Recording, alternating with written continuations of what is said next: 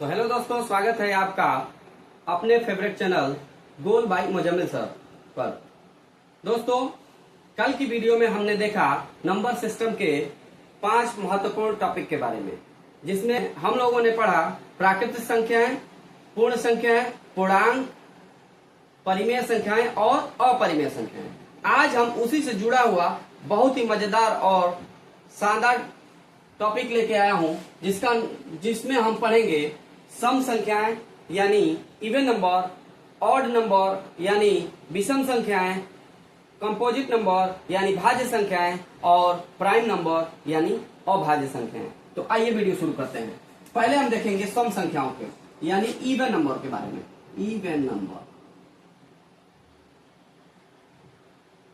Even number क्या होते हैं? तो ऐसी संख्या गिनती जब हम लिखते हैं, जैसे हम यही इवन और ऑड दोनों क्लियर कर देते हैं।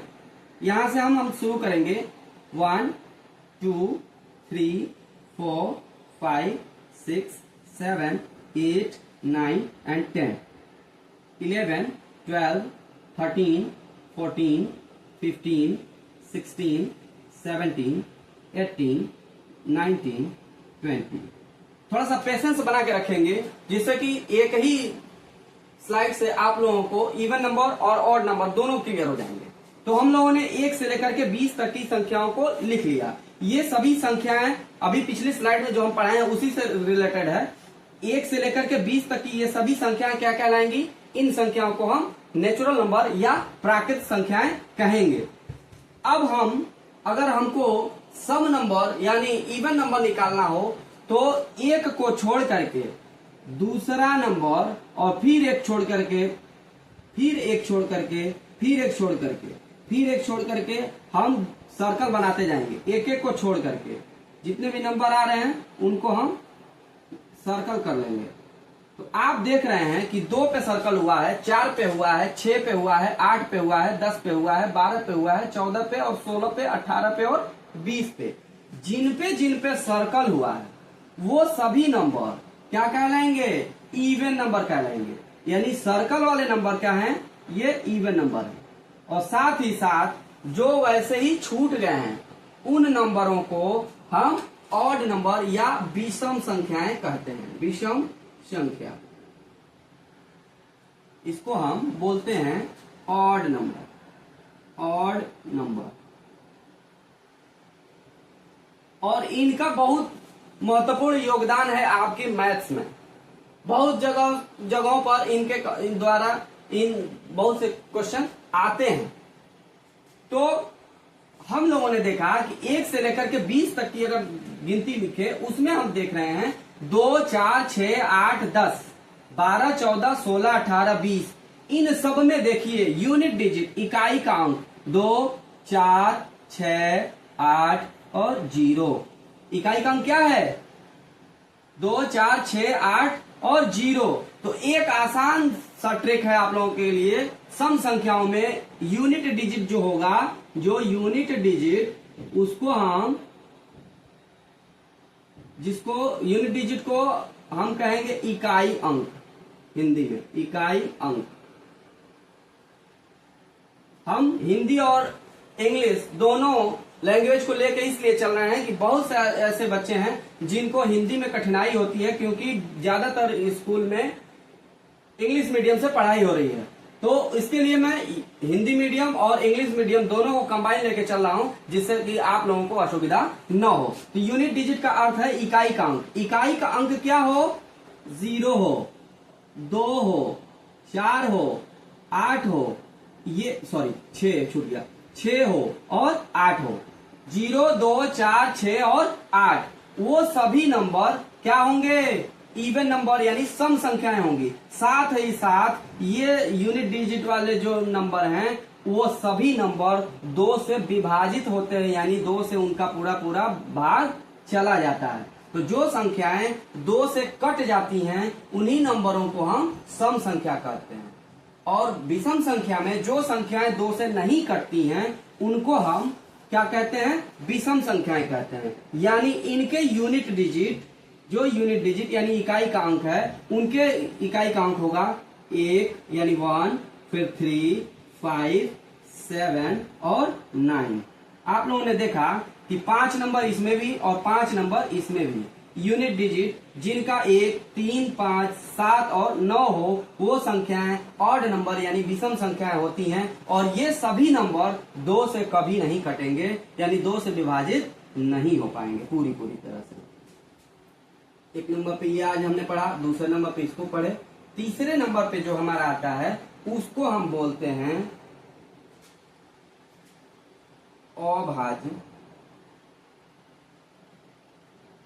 संख्याएं, जिनको इंग्लिश में हम बोलते हैं prime number. Prime number, prime number. अब प्राइम नंबर क्या होते हैं यानी अभाज्य संख्याएं क्या होती हैं, तो आप लोगों को इन्हीं जो नेचुरल नंबर या पूर्ण नंबर आप लोगों ने पढ़ा है पीछे, इन्हीं नंबरों में से इनका बंटवारा किया गया है। अब इसमें क्या होता है कि जिन संख्याओं को हम तोड़ेंगे 2 खंडों में गुणनखंडों के रूप में और जिनका फैक्टर सिर्फ 2 ही गुणनखंड आता है, सिर्फ 2 ही फैक्टर उनके बनते हैं, ऐसे नंबरों को हम प्राइम नंबर या अभाज्य संख्याएं कहते हैं। सबसे छोटा अगर प्राइम नंबर कोई है तो उसका नाम है 2, फिर है 3, 5, 7, 11, 13, 17, 19, 23, इस तरह से बहुत सारे नंबर्स आगे बढ़ेंगे। तो ये होता है 2, 3, 5, 7, 11, 13, 17, 19 और 23। सबसे छोटी अगर अभाज्य संख्या यानी सबसे छोटी कोई प्राइम नंबर पूछेगा तो आप लोगों का जवाब होगा 2। अब साथ ही साथ 2 में हम ध्यान देते हैं 2 एक ऐसी संख्या है जो प्राइम भी है और क्या है, सम भी है, यानी इवन नंबर भी है। देख लिए आप, तो इवन नंबर है, एकमात्र इकलौती संख्या 2 है जो इवन होते हुए प्राइम नंबर भी है। इन संख्याओं का जब हम फैक्टर करते हैं, गुणनखंड करते हैं, तो सिर्फ 2 गुणनखंड मिलेंगे। 2 गुणनखंड में पहला एक गुणनखंड 1 होगा और दूसरा जो संख्या पूछ रहा है जो दिया है वही होगा। 2 का हम गुणनखंड करेंगे तो 1/2 लिखेंगे इस तरह से, 2 बराबर। इसी तरह से 3 बराबर अगर लिखेंगे तो हम लिखेंगे 1 गुणे 3। 5 बराबर भी हम लिखेंगे तो वो भी होगा 1 गुणे 5।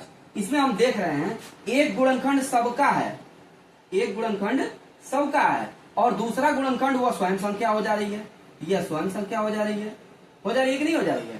तो इस तरह से हम पा रहे हैं कि अभाज्य संख्याओं में सभी संख्याओं के सिर्फ 2 ही गुणनखंड होंगे और एक गुणनखंड या तो वो स्वयं संख्या होगी और एक होगा वह नंबर जिसे हम 1 बोलते हैं। तो इस तरह से ये अभाज्य संख्याएं जिनके सिर्फ 2 ही फैक्टर होते हैं, 2 ही गुणनखंड होते हैं, उनको बोलते हैं। अब हम थोड़ा सा यहां इसको मिटाते हैं। मिटाने के बाद इसके बाद जो हमारा टॉपिक आता है उसका नाम है कंपोजिट नंबर या भाज्य संख्याएं। चौथे नंबर पे भाज्य संख्याएं।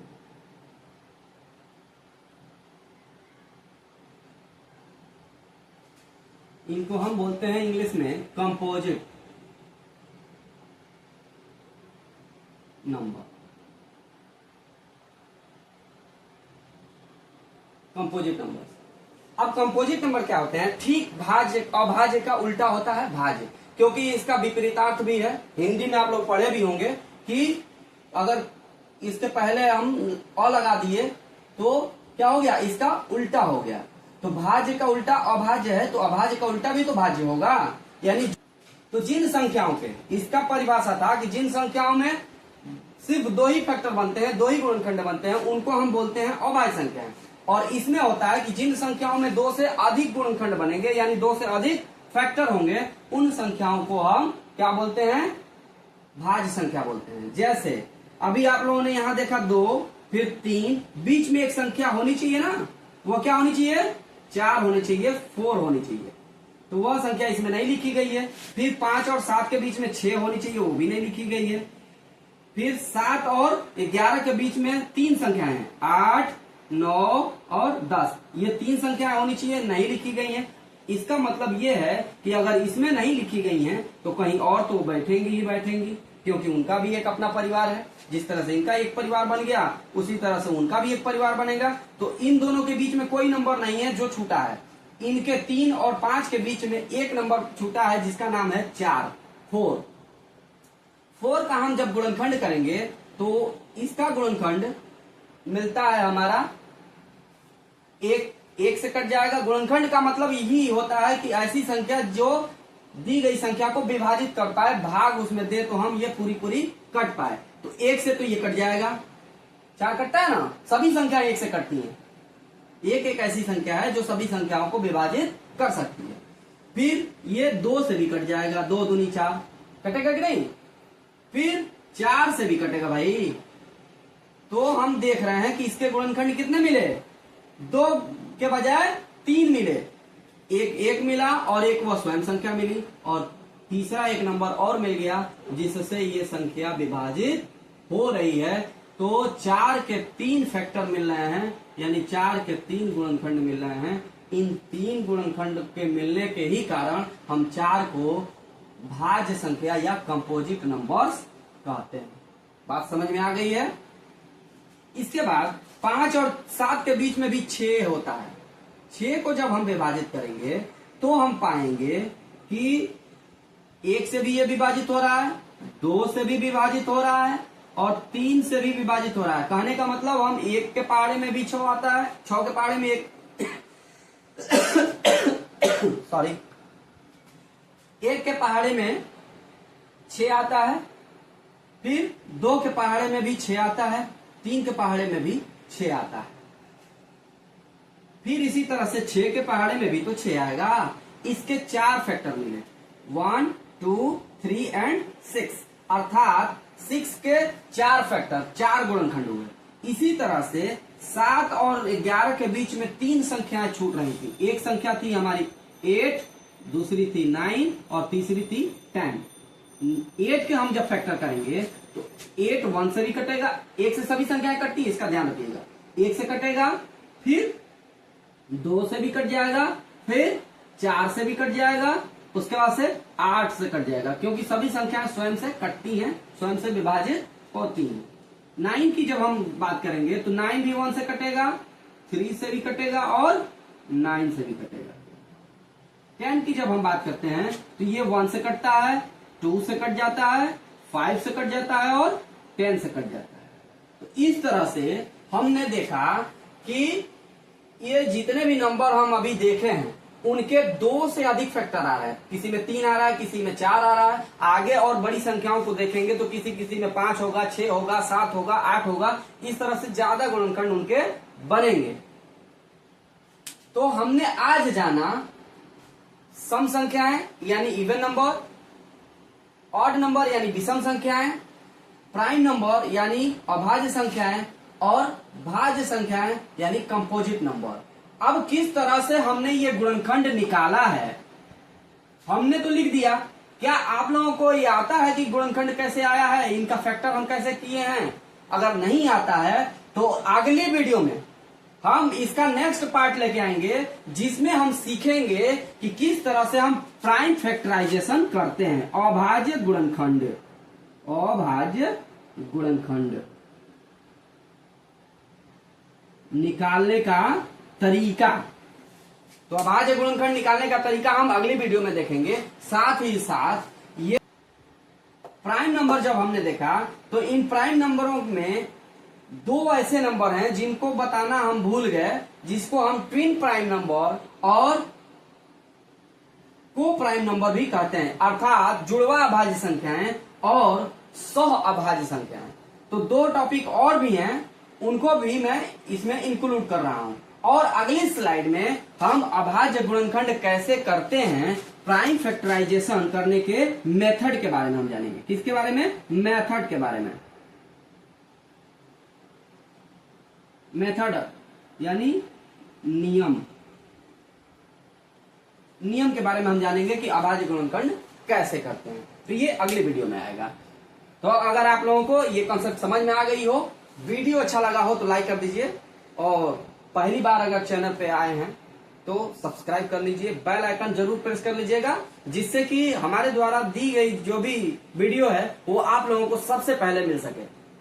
और कुछ सीखने का अगर आप लोगों को अवसर मिल रहा है तो मेरा भी मनोबल बढ़ाइए, और मेरे साथ साथ मैं आप लोगों का हमेशा साथ देते रहूंगा। और आप लोगों को कोई भी क्वेरी हो, कोई भी जानकारी लेनी हो तो कमेंट बॉक्स में जरूर दीजिएगा, जिसका मैं जवाब अगली वीडियो में देने का कोशिश करूंगा।